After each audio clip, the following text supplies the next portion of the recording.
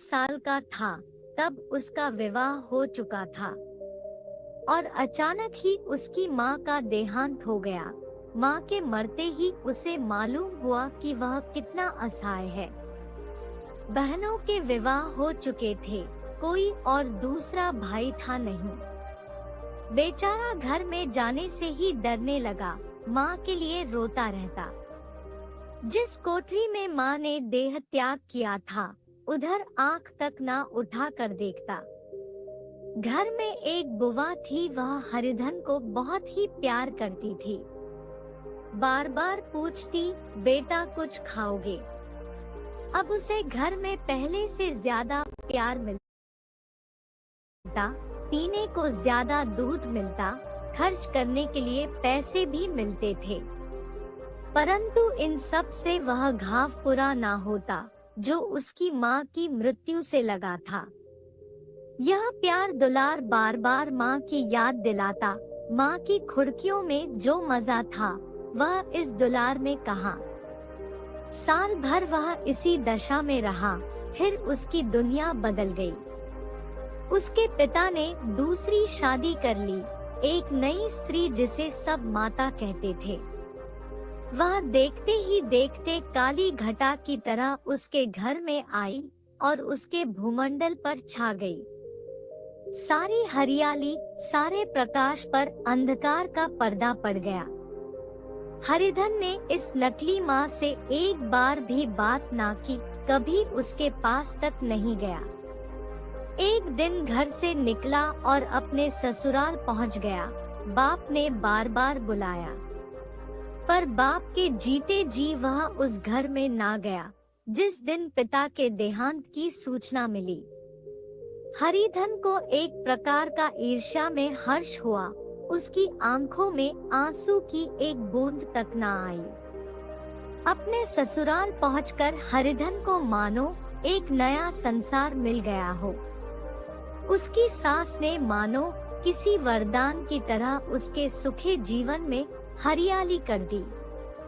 एक बार फिर से उसे सांस के रूप में अपनी माँ का प्यार मिला, उसके सालों की चुहल में, सास के स्नेह में और सालियों के मजाक में तथा पत्नी के प्रेम में उसके जीवन की सारी आकांक्षाएं पूरी कर दी। सास कहती, बेटा तुम इस घर को अपना ही घर समझो, तुम ही मेरी आंखों के तारे हो। हरिधन से अपनी बहू और बेटों की शिकायत करती। हरिधन दिल में यह समझता कि उसकी सासू माँ उसे बेटों से भी ज्यादा चाहती है। हरिधन अपने पिता के मरते ही घर गया और अपने हिस्से की जायदाद को बेचकर रुपयों की थैली लेकर फिर से ससुराल वापस आ गया। अब तो उसका दुगना सत्कार होने लगा। अपनी सारी संपत्ति सास के चरणों में अर्पण करके अपने जीवन को सार्थक कर लिया। पहले तो उसे कभी कभी घर की याद आ भी जाती थी, परंतु अब भूल कर भी नहीं आती थी। हरिधन सबसे पहले उठता, सबसे ज्यादा काम करता। उसकी मेहनत देखकर गांव के लोग दांतों तले उंगली दबाते थे और उसके ससुर के भाग्य की तारीफ करते थे कि ऐसा होनहार दामाद कहाँ मिलता है। लेकिन जो जो दिन गुजरते गए उसका मान सम्मान घटता गया। पहले वह देवता था, फिर घर का आदमी बना और अंत में घर का दास हो गया। उसका अपमान भी होने लगा। अब तो 10 साल बीत चुके थे और उसकी उम्र 25 की हो चुकी थी। हरिधन जेठ की दोपहरी में उख में पानी देकर आया और बाहर बैठा रहा। घर में से धुआं उठता नजर आ रहा था, छन छन की आवाज भी आ रही थी। उसके दोनों साले उसके बाद आए और घर में चले गए, पर हरिधन अंदर ना जा सका। इधर 1 महीने से उसके साथ यही बर्ताव जो हो रहा था, विशेषकर कल उसे जैसी फटकार सुननी पड़ी थी। वह उसके पाँव में बेड़िया सी डाली हुए थी। कल उसकी सास ने ही तो कहा था कि मेरा जी तुमसे भर गया है, मैं तुम्हारी जिंदगी का ठेका लिए बैठी हूँ क्या? और सबसे बढ़कर उसकी अपनी पत्नी के व्यवहार ने उसके हृदय के टुकड़े टुकड़े कर दिए थे। वह बैठी यह फटकार सुनती रही, पर एक बार भी उसके मुंह से ना निकला। अम्मा, तुम इनका अपमान क्यों कर रही हो? वह बैठी बैठी बस गट गट सुनती रही। शायद वह हरिधन की दुर्गति पर खुश हो रही थी। अब वह इस घर में कैसे जाए? क्या फिर से गालियां खाने के लिए, वही फटकार सुनने के लिए? और आज इस घर में जीवन के 10 साल गुजारने के बाद उसका यह हाल हो रहा है। तभी उसकी पत्नी घर से बाहर आई और बोली, जरा कुएं से पानी भरकर ला दो, घर में एक बूंद पानी नहीं है। हरिधन घड़ा लिया और कुएं से पानी भर कर लाया। उसे जोर से भूख लगी थी। वह समझा कि अब खाने के लिए बुलाएगी, मगर पत्नी घड़ा लेकर अंदर चली गई और उसने कुछ नहीं कहा। हरिधन थका मारा सुधा से व्याकुल वहीं पर पड़ा रहा। तभी उसकी पत्नी गुमानी ने उसे फिर से जगाया। हरिधन ने कहा, क्या बात है, पानी तो दे दिया तुम्हें, और क्या चाहिए? गुमानी कटु स्वर में बोली, गुहराते क्यों हो? खाने के लिए बुलाने आई हूँ। हरिधन देखा कि उसके दोनों साले अब भोजन करके बाहर निकल रहे थे। उसकी देह में आग लग गई। मेरी अब यह नौबत आ गई कि इन लोगों के साथ बैठकर मैं खा भी नहीं सकता। मैं इनका झूठी थाली चाटने वाला हूँ, इनका कुत्ता हूँ क्या मैं, जिसे खाने के बाद रोटी का टुकड़ा डाल दिया जाता है। यही घर है जहाँ आज से 10 साल पहले मेरा कितना आदर सत्कार होता था। सारे मेरे गुलाम बनकर रहते थे। सास मुँह जोती रहती थी और स्त्री पूजा करती थी। तब मेरे पास रुपए थे, जायदाद थी। अब मैं दरिद्र हूँ और सारी जायदाद इन्हीं लोगों पर कूड़ा कर दी। वह बोला, मुझे भूख नहीं है, आज ना खाऊंगा। गुमानी ने कहा, ना खाओगे तो मेरी बला से, हाँ नहीं तो खाओगे तो तुम्हारे पेट में ही जाएगा, मेरे पेट में थोड़ी ना जाएगा। हरिधन का क्रोध आंसू बन गया। वह सोचने लगा, यह मेरी स्त्री है जिसके लिए मैं शवस्त्र मिट्टी में मिला दिया। मुझे उल्लू बनाकर यह सब मुझे निकाल देना चाहते हैं। वह अब कहाँ जाए और क्या करे? उसकी सास आकर बोली, चलकर खा, क्यों नहीं लेते जी, रूठते किस पर हो? यहाँ तुम्हारे नखरे सहने का किसी के पास समय नहीं है। जो देते हो वह मत देना, और क्या करोगे? तुमसे बेटी ब्याही है, कुछ तुम्हारी जिंदगी का ठेका नहीं लिया। हरिधन दुखी होकर बोला, हाँ अम्मा, मेरी भूल थी कि मैं यही समझ रहा था। अब मेरे पास क्या है कि तुम मेरी जिंदगी का ठेका लगी। जब मेरे पास धन था तब सब कुछ आता था, अब दरिद्र हूँ तो तुम क्यों पूछोगी? बूढ़ी सास मुंह फुलाकर भीतर चली गई। हरिधन तो उधर भूखा प्यासा चिंता दाह में जल रहा था। इधर घर में सास जी और दोनों सालों में बातें हो रही थी। गुमानी भी थी। गुमानी भी उनकी हाँ में हाँ मिलाती जाती थी।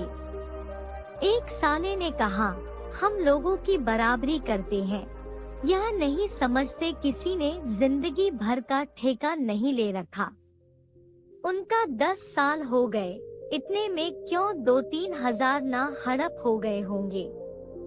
छोटे साले ने कहा, मजबूर हो तो आदमी गुड़ के भी डांटे भी, अब इनसे कोई क्या कहे, ना जाने इनसे कब पीछा छूटेगा। गुमानी भी अपने घर वालों की बातें सुनकर अपने पति से द्वेष करने लगी थी। सोचती कि अगर उसका पति भी घर में 4 पैसे लाता तो घर में उसका भी कितना मान सम्मान होता, वह रानी बनकर रहती। हरिधन भी बाहर पड़ा पड़ा अंदर से सुलग रहा था। दोनों साले बाहर आए और बड़े साले साहब बोले, भैया उठो, तीसरा पहर ढल गया है, कब तक सोते रहोगे, सारा खेत पड़ा है। हरिधन चट से उठ बैठा और तीव्र स्वर में बोला, क्या तुम लोगों ने मुझे उल्लू समझ लिया है? दोनों साले हक्का बक्का हो गए। जिस आदमी ने कभी जबान नहीं खोली थी, गुलामी की तरह हाथ बंधे हमेशा हाजिर रहता था, वह अचानक इतना अभिमानी कैसे हो गया? यह उनका चौंका देने के लिए काफी था। हरिधन देखा इन दोनों के कदम उखड़ गए हैं, तो वह उसी ढंग से बोला, मेरी भी आंखें हैं, अंधा नहीं हूँ और ना ही बहरा हूँ। छाती फाड़कर काम करूं, उस पर भी कुत्ता समझा जाऊं, ऐसे गधे कहीं और होंगे। बड़े साले भी गरम हो गए। तुम्हें किसी ने यहाँ पर बांधकर तो नहीं रखा? अब हरिधन लाजवाब हो चुका था। उसे कोई बात ना सूझी। तब हरिधन आंखें निकालकर कहने लगा, क्या मैं तुम लोगों से कम काम करता हूँ? बड़े ने कहा, यह कौन कहता है? हरिधन कहा, तो तुम्हारे घर की यही नीति है, जो सबसे ज्यादा काम करे वही भूखा मर जाए। तुम खुद खाने नहीं आए, क्या कोई तुम्हारे मुंह में रोटी का टुकड़ा डाल देगा? हरिधन ने होंठ चबाकर कहा, मैं खुद खाने नहीं गया, यह कहते हुए तुम्हें लाज नहीं आती? नहीं आई थी बहन तुम्हें बुलाने। हरिधन की आंखों में खून उतर आया, वह दांत पिसता रह गया। तभी सास भी भीतर से लपकी चली आई और बोली, कितना कहकर हार गई, अब कोई ना उठे तो मैं क्या करूं?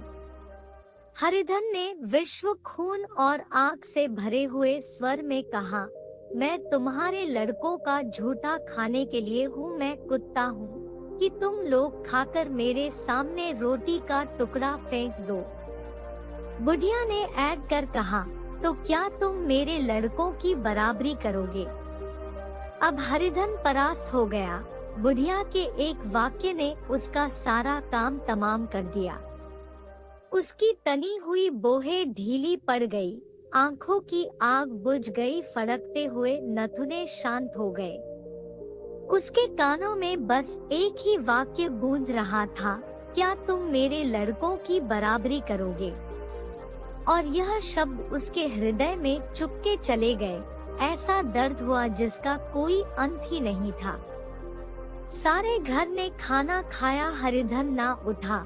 सास ने मनाया, सालियों ने मनाया, ससुर ने मनाया, दोनों साले मनाकर हार गए, पर हरिधन नहीं उठा। द्वार पर एक तट पर ही पड़ा रहा। रात हो चुकी थी और आकाश में तारे बालकों की भांति क्रीड़ा करते हुए नाचने लगे थे। अब हरिधन को अपने बचपन की यादें आने लगी। वह छोटा सा घर, आम का बगीचा, कबड्डी का मैदान, सब उसे याद आने लगा। उसकी आंखों के सामने उसकी माँ उसे नजर आने लगी। उसे ऐसा लगा मानो उसकी माँ उसके सिर पर हाथ फेर रही हो। वह फूट फूट कर रोने लगा। तभी उसने देखा कि उसकी पत्नी गुमानी उसके सामने खड़ी थी। कब तक कोई तुम्हारे लिए बैठा रहे? हरिधन उठ बैठा। भला तुम्हें मेरी कोई सूद है? मैंने कह दिया था ना कि मुझे भूख नहीं है। तो कितने दिनों तक ना खाओगे? अब इस घर का पानी भी ना पीऊंगा। तुझे मेरे साथ चलना है या नहीं? दृढ़ संकल्प से भरे हुए शब्दों को सुनकर गुमानी सहम उठी। बोली, कहाँ जा रहे हो? तू मेरे साथ चलेगी या नहीं? जब तक बता ना दोगे मैं नहीं जाऊंगी। तो मालूम हो गया तू नहीं जाना चाहती। हरिधन वहाँ से चला गया।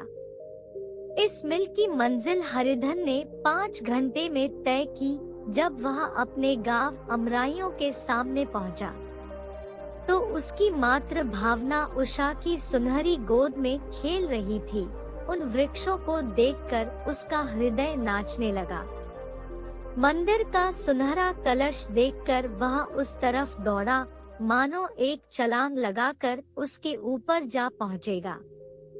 वह बहुत वेग से दौड़ रहा था, मानो उसकी माता गोद फैलाए उसे बुला रही थी। जब वह आमों के बाग में पहुंचा, जहां डालियों में बैठकर वह हाथी की सवारी का आनंद लेता था, देखते ही देखते वह एक आम के पेड़ पर चढ़ गया। तभी बाघों के रखवाले ने उसे पुकारा, कौन ऊपर चढ़ा है रे? उत्तर अभी नहीं दिया तो ऐसा पत्थर खींचकर मारूंगा कि ठंडे हो जाओगे। उसने कई गालियां भी दी। इन फटकार और इन गालियों में हरिधन को एक अलौकिक आनंद मिल रहा था। वह ठाठा मारकर हंसने लगा। ऐसी उल्लास से भरी हुई हंसी उसने बहुत दिनों से हंसी नहीं थी। रखवाले को यह हंसी कुछ परिचित सी मालूम हुई, मगर हरिधन यहाँ कहाँ, वह तो ससुराल की रोटियां तोड़ रहा है। कैसा हथौड़ा था, कितना चिलबिला, ना जाने बेचारे का क्या हाल हुआ होगा। पेड़ की डाल से तालाब में कूद पड़ता था। अब गांव में ऐसा कौन है? रखवाला डांट कर बोला, वहाँ से बैठे बैठे हंसोगे तो आकर सारी हंसी निकाल दूंगा, नहीं तो सीधे नीचे उतर आओ। वह गालियां देते जा रहा था। तभी आम की एक गुठली आकर उसके सिर पर लगी। वह सिर सहलाता हुआ बोला, यह कौन शैतान है? नहीं मानता ठोर तो मैं आकर अभी तेरी खबर लेता हूँ। उसने नीचे रखी एक लकड़ी उठाई और बंदरों की तरह चटपट ऊपर चढ़ गया। देखा तो हरिधन बैठा मुस्कुरा रहा था। वह चकित होकर बोला, अरे हरिधन, तुम यहाँ पर कब आए और इस पेड़ पर क्यों बैठे हो? दोनों बचपन के सखा वहीं पर गले मिल लिए और फिर नीचे उतर आए। यहाँ कब आए? चलो घर चलो। भले आदमी, क्या वहाँ आम भी महेश्वर ना होते थे? हरिधन मुस्कुराकर कहा, मंगरू, इन आमों में जो स्वाद है वह कहीं और के आमों में नहीं है। गांव का क्या रंग ठंग है, सब बेचैन है। भैया, तुमने तो नाता तोड़ ही लिया था। इस तरह से कोई अपना गांव छोड़कर जाता है? जब से तुम्हारे दादा मरे सारी गिरस्ती चौपट हो गई है। दो छोटे छोटे लड़के हैं, उनके लिए क्या होता है? अब उस गिरस्ती से मेरा क्या वास्ता है भाई? मैं तो अपना ले दे चुका, मजूरी तो मिलेगी ना। तुम्हारी गैया ही चरा लिया करूँगा, मुझे खाने को दे दोगे? मगरू ने अविश्वास के भाव से कहा, अरे भैया, कैसी बातें करते हो? तुम्हारे लिए जान हाजिर है। क्या अब ससुराल में नहीं रहोगे? कोई चिंता नहीं, पहले तो तुम्हारा घर ही है, उसे संभालो। छोटे छोटे बच्चे हैं, उनको पालो। तुम नई अम्मा से नहा के डरते थे, वह बड़ी ही सीधी है बेचारी। बस अपनी माँ समझो उसे, तुम्हें पाकर वह निहाल हो जाएगी। अच्छा घरवाली को भी लाओगे, उसका मुंह अब ना देखूंगा। मेरे लिए तो वह मर गई, तो दूसरी सगाई हो जाएगी। अब की ऐसी मेहरारू लाओगे जो पैर धोकर पिएगी। लेकिन कहीं पहले वाली भी आ गई तो? ना ना, वह ना आएगी। हरिधन अपने घर पहुंचा तो दोनों भाई चिल्ला उठे, भैया आ गई, भैया आ गई। वह भीतर दौड़ गए और अपनी माँ को खबर दी। उस घर में कदम रखते ही हरिधन को मानो शांति का एहसास हुआ। उसे ऐसा लगा मानो वह अपनी माँ की गोद में बैठा हो। इतने दिनों ठोकरे खाने के बाद उसका हृदय कोमल हो गया था। जहाँ पहले अभियान था, आग्रह था, हेकड़ी थी, वहाँ अब निराशा थी, पर अजय और याचना थी। हरिधन ने मात्र विह्वल आंखों से अपनी माता के रूप में अपनी माता के दर्शन किए। घर के एक कोने कोने में मात्र स्मृतियों की छटा चांदनी की भांति छिटकी हुई थी। वह माता का मुखमंडल भी इस छटा से रंजित था कि माता ने कहा, बेटा तुम घर आ गई, हमारे धन्यवाद। अब इन बच्चों को तुम ही पालो, माँ का नाता न सही बाप का नाता तो है। मुझे एक रोटी दे देना, खाकर एक कोने में पड़ी रहूंगी। तुम्हारी अम्मा से मेरी बहन का नाता है, उस नाते से तुम भी मेरे बेटे ही हो। हरिधन मात्रा विह्वल आंखों से माता के रूप में अपनी माता के दर्शन किए।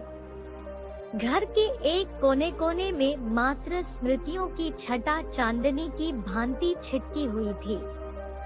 माता का इतना प्यार देखकर उसका हृदय द्रवित हो उठा। उसे अब अपनी भी माता में भी माता के दर्शन होने लगे। दूसरे दिन हरिधन कंधे पर हल रखकर खेत की ओर चला। उसके मुख पर उल्लास था, आंखों में गर्व थी। अब वह किसी पर आश्रित नहीं था, आश्रयदाता था। किसी के द्वार का भिक्षुक नहीं बल्कि घर का रक्षक था। एक दिन उसने सुना कि गुमानी ने दूसरा घर कर लिया है। माँ से बोला, तुमने सुना काकी गुमानी ने घर कर लिया? काकी ने कहा, घर कर लेगी ठठा है, बिरादरी में ऐसा अंधेर, पंचायत नहीं अदालत तो है। हरिधन ने कहा, नहीं नहीं काकी, बहुत अच्छा हुआ, महावीर जी को लड्डू चढ़ाऊंगा। मैं तो डर रहा था कि कहीं फिर से मेरे गले ना आ पड़े। भगवान ने मेरी सुन ली। मैं वहाँ से यही ठान कर चला था कि अब उसका मुंह ना देखूंगा। अब हरिधन अपने इसी पुराने घर में रहने लगा।